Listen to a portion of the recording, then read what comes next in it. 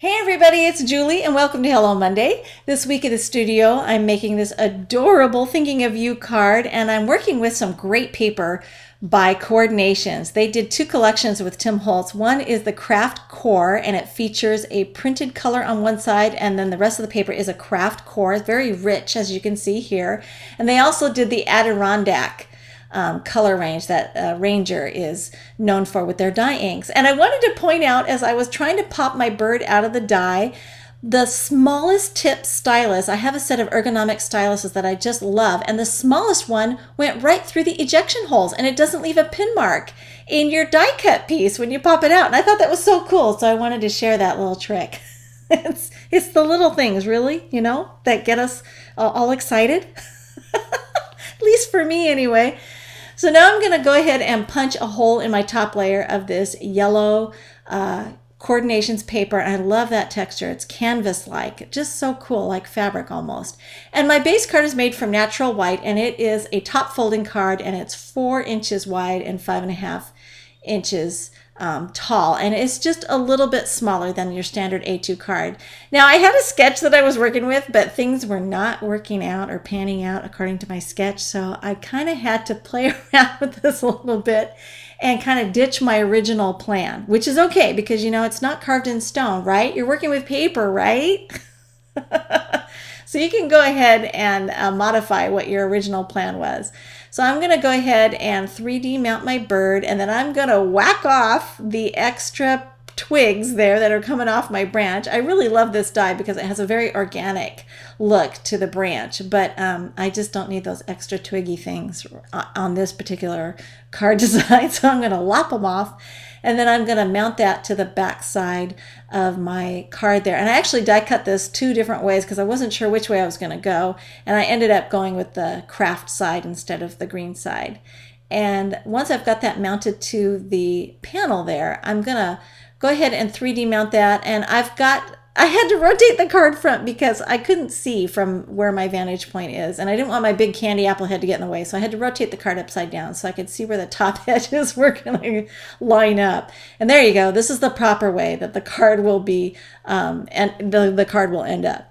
So now I can go ahead and make sure I've got all those foam dots, the liner papers are removed, and that layer is securely mounted. And then I can 3D mount my little bird guy. And he's so cute. I just love him. I used him in a card for online card classes in Summer Card Camp 2. And he's just so adorable. I couldn't resist using him again because you can pop his little wing up. It's just so cute. He's by Savvy Stamps.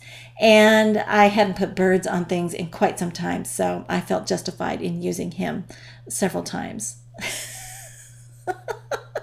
So now I'm going to use a great greeting from Lawn Fawn. This is Sophie's Sentiments, and I love the everyday sayings in this set. They're just really fun, and they've got a lot of character in the font. It's almost a handwritten look, so I thought that was really fun and went really cute with this design. And I'm going to white emboss that. So I stamped it in Versamark, and then I'm using my favorite Hero Arts white embossing powder. So we'll heat that up very quickly, and then I wanted to make a dimensional banner on the front of my card. So I'm actually going to trim this down. It was a little bit of a chunky strip that was out of my scrap bin. And then I'm going to trim the ends off. But I do want to leave a little bit of extra there on the ends. And you'll see why here in a second. So once you've got that trimmed out, you can take it and put it on your little scoreboard. And I'm just going to score a line just outside the greeting, and then another one 1/4 inch away, and then I'll do it again on the other side. So we're just doing 1/4 inch apart, these little score lines. And then I can go ahead and fold that back, and then I'll go ahead and take the rest of the end and fold it forward. And that's how I'm going to get that dimensional effect. And you can see here, this is a kind of a bird's eye view. You can see there, why I did what I did.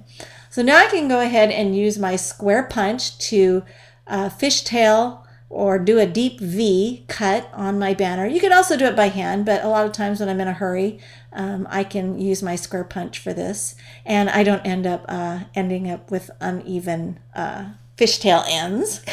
Because sometimes when I eyeball it with my scissors, I end up having wonky ends.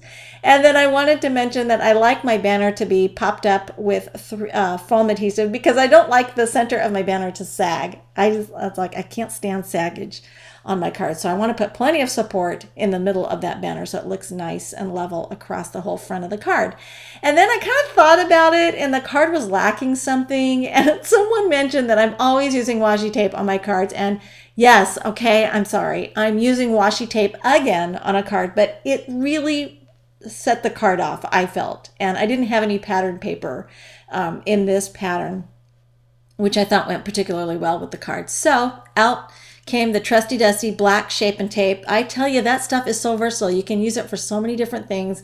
And I'm disguising the fact that I don't have any tiny Swiss dot pattern paper, so nobody will ever know.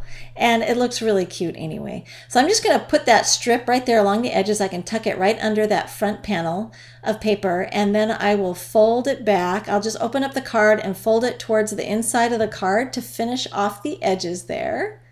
I could have trimmed it off with the scissors, but I just thought, oh, what the heck, I'm just going to go like this. Just do it this way and then trim off the ends, and there you go, Bob's your uncle. And I thought the card turned out so adorable. This is a more muted color palette than I normally work with, but I just think it's so pretty and just very sophisticated and soft, and I thought it turned out fantastic. Thanks for watching.